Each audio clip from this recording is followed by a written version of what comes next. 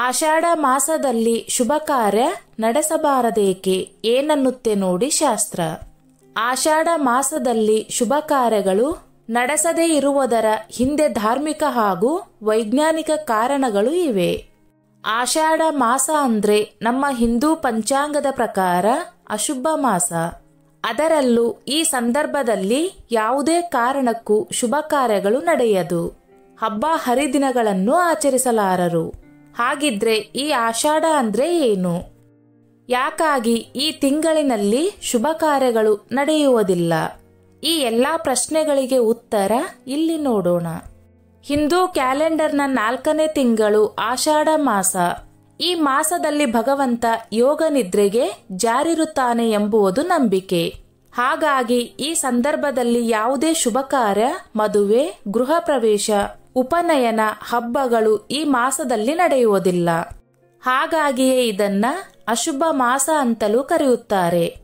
ಅಲ್ಲದೆ ಆಷಾಢ ಶುರುವಾಗುವುದೇ ಆರಿದ್ರ ಮಳೆಯ ಉದಯದ ನಂತರ.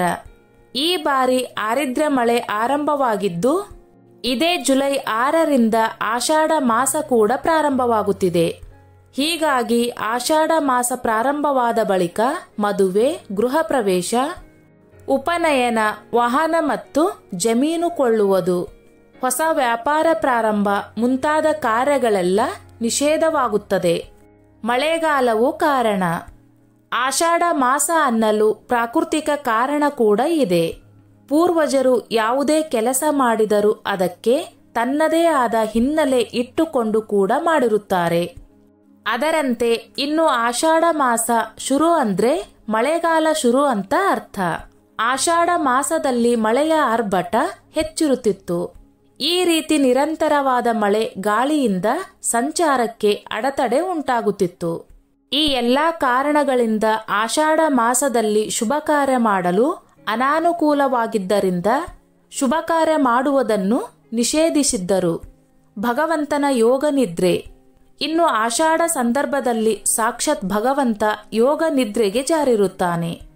ಇಲ್ಲಿ ದಕ್ಷಿಣಾಯನ ಚಾತುರ್ಮಾಸಗಳು ಆರಂಭವಾಗುವುದರಿಂದಲೂ ಯಾವುದೇ ಶುಭ ಕಾರ್ಯಗಳು ನಡೆಯುವುದಿಲ್ಲ.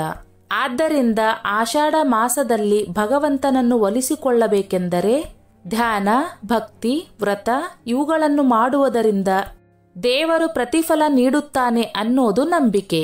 ಒಟ್ಟಿನಲ್ಲಿ ಆಷಾಢ ಮಾಸಕ್ಕೆ ಧಾರ್ಮಿಕ ಜೊತೆಗೆ ವೈಜ್ಞಾನಿಕ ಕಾರಣವೂ ಇದೆ.